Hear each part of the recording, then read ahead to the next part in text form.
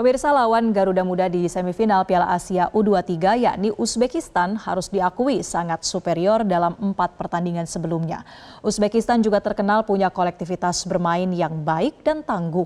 Lantas apa yang perlu disiapkan oleh pelatih Shin Tae-yong untuk menghadapi Uzbekistan di semifinal Piala Asia U23 malam ini? Analisanya kita bahas bersama Wakil Ketua Umum PSSI Zainuddin Amali dan pengamat sepak bola M. Kusnaini. Halo Pak Amali, bungkus. Halo, selamat pagi. Selamat pagi.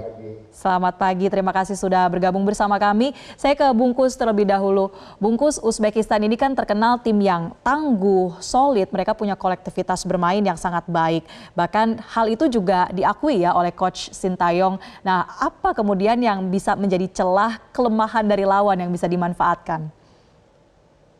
Iya, kalau melihat perjalanan Uzbekistan sampai ke semifinal ini, memang kita harus akui mereka luar biasa ya. Mereka belum pernah kebobolan, mereka juga mampu mencetak jumlah gol yang sangat banyak, rata-rata 3 gol per pertandingan. Kemudian mereka juga mendistribusikan gol itu ke 10 pemain, artinya banyak pemain yang bisa bergantian mencetak gol, meskipun ada Norchev yang mencetak 3 gol yang paling banyak, tapi setidaknya ada 9 pemain lain yang juga bisa mencetak gol. Kemudian dalam hal assist itu juga ada 7 pemain yang bergantian menyumbang assist bagi permainan timnya.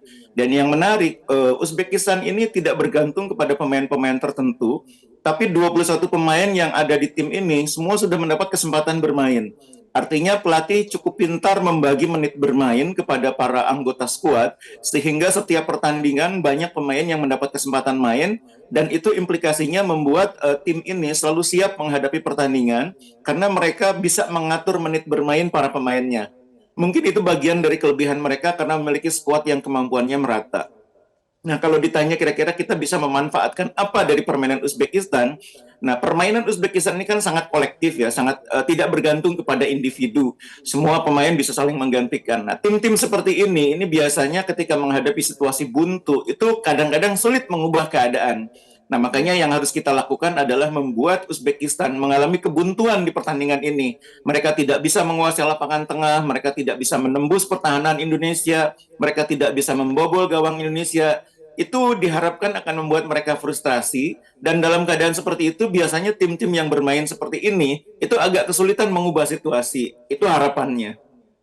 Oke, jadi artinya kelemahan ini di mana ketika menghadapi kebuntuan akan sulit untuk recovery-nya di lapangan, ini sudah terbaca begitu oleh Coach Shin Tae-yong kira-kira? Mudah-mudahan Coach Shin Tae-yong saya pikir kan sudah menonton langsung pertandingan terakhir ya waktu Uzbekistan melawan Arab. Saya pikir dia tahu bahwa ketika melawan Arab itu Uzbekistan sangat pintar memainkan strategi-strategi long ball ya. Bola-bola direct ke jantung pertahanan lawan karena mereka punya pemain yang posturnya bagus, tinggi, cepat, dan itu sangat menyulitkan Arab Saudi. Saya pikir Coach Shin Tae-yong sudah mempelajari itu dan bisa menemukan resep untuk mengatasi cara main yang seperti itu. Usahakan membuat Uzbekistan mengalami kebuntuan di pertandingan ini. Oke, artinya juga harus ada serangan-serangan di menit-menit awal begitu, Bungkus? Kalau strategi, saya pikir Coach Shin Tae-yong tahu betul bagaimana cara menghadapi tim seperti ini ya. Cuma mungkin sebagai sebuah pemikiran, saya berharap Indonesia ini di awal bisa bermain lebih pragmatis, lebih melihat situasi di lapangan, kemudian mencoba untuk menciptakan kondisi yang stabil dulu dalam permainan Indonesia. Karena kita punya pengalaman di 10 menit awal tuh kadang-kadang kita tidak tenang ya. Kadang-kadang kita bikin kesalahan-kesalahan yang akhirnya dimanfaatkan lawan. Jadi bermain lebih konservatif di 10 menit awal, melihat situasi. Ketika sudah lebih tenang di lapangan, kita bisa mengambil alih permainan dan bisa memainkan sepak bola yang lebih agresif. Tapi menurut saya, kunci menghadapi tim-tim seperti Uzbekistan yang sangat baik dalam hal kerjasama tim kolektivitas, kita harus pintar, yang paling penting itu memanfaatkan kesempatan serangan balik. Karena kekuatan kita kan di kecepatan para pemain kita. Skill individu para pemain kita yang beberapa di antaranya lebih bagus dibanding pemain lawan. Jadi itu harus kita manfaatkan, kecepatan, skill individu Marcelino, skill individu Witan, skill individu Ivar Jenner, itu harus kita manfaatkan sebagai cara untuk membongkar kuatnya permainan lawan. Baik. Nah, Pak Waketum, saya ke Anda sekarang, Pak Amali. Kalau melihat tadi Indonesia sebetulnya tidak kekurangan juga pemain-pemain yang baik ya. Ada kekuatan-kekuatan tersendiri yang khas dimiliki oleh Garuda Muda. Nah, apakah PSSI Anda optimis bahwa Indonesia bisa mematahkan rekor clean sheet dari Uzbekistan? Ya harus optimis dong. kalau federasi sudah optimis kan itu bisa menular ke anak-anak di lapangan. Jadi kemarin saya sempat berdiskusi dengan Ketua Umum dan beliau tadi malam sudah berangkat ke sana akan mendampingi langsung anak-anak.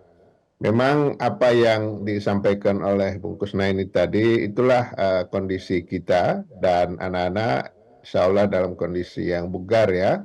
Dan yang paling penting adalah mental mereka. Mereka ini sekarang sepertinya sudah terlepas beban. Karena dari target awal kemudian bertambah perolehannya dan sekarang tinggal menghadapi Uzbekistan dan itu akan mewujudkan mimpi mereka untuk bisa main di Olimpiade.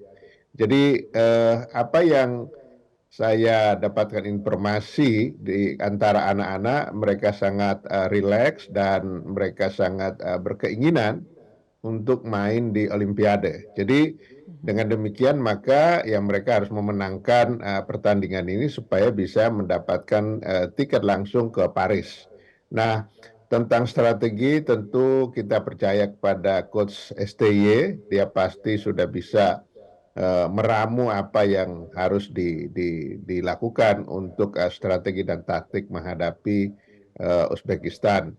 Saya kira yang paling berat buat STY itu adalah pertandingan yang kemarin pada saat menghadapi Korea, karena itu bukan hanya pikiran kemudian taktik dan strategi yang harus dia cerahkan, cuman memang juga ada beban tersendiri buat dia karena dia harus mampu mengalahkan negaranya dan dia pernah melatih di situ. Itu yang menurut kami yang paling berat beban STY. Kalau sekarang dia lebih ringan karena yang dihadapi adalah Uzbekistan dan kita adalah debutan ya, tim debutan dan dia akan tunjukkan karena memang STY sudah menyampaikan saya akan bawa Indonesia ke Olimpiade. Itu yang menjadi harapan kita sehingga membuat optimis Ketua Umum, saya dan para pengurus dan saya kira harus menjadi rasa optimisme dari seluruh rakyat Indonesia karena kesiapan tim sekarang ini sudah dalam kondisi yang siap, apalagi tadi kan Pak Marji sampaikan mereka sudah diberi istirahat untuk recovery. Maka mudah-mudahan mereka sudah lebih siap ya. Uzbekistan pasti punya beban karena dia pernah juara dan merasa dia akan menghadapi satu tim debutan sehingga ya dia juga harus menerapkan strategi yang benar-benar dia bisa menangkan. Jadi saya kira ya masing-masing ada kelebihan, ada kelemahannya, tetapi kita masih tetap optimis bahwa Indonesia bisa melangkah ke Olimpiade Paris 2024 ini. Baik, kita tetap optimis juga Pak Amali dan tadi seperti yang Anda sebutkan ya bahwa Garuda Muda ini sudah mendapatkan waktu recovery, waktu berlatih juga tentunya. Nah, kita akan lihat bersama ini ada satu momen di tengah-tengah recovery, ada perayaan kecil di dalamnya. Kita lihat berikut ini.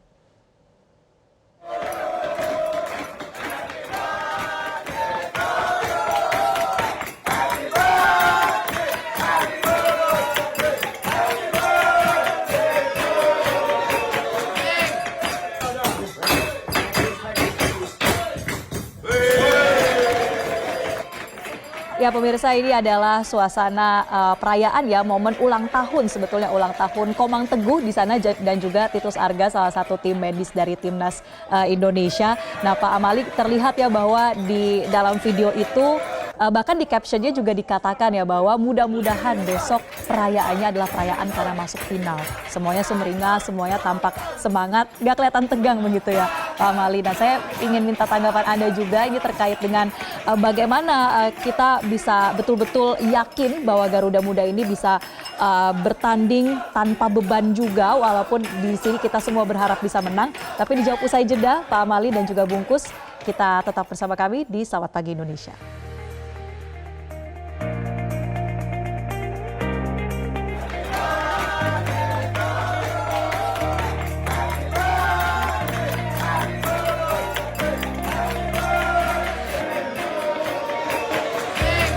Jelajahi cara baru mendapatkan informasi. Download Metro TV Extend sekarang.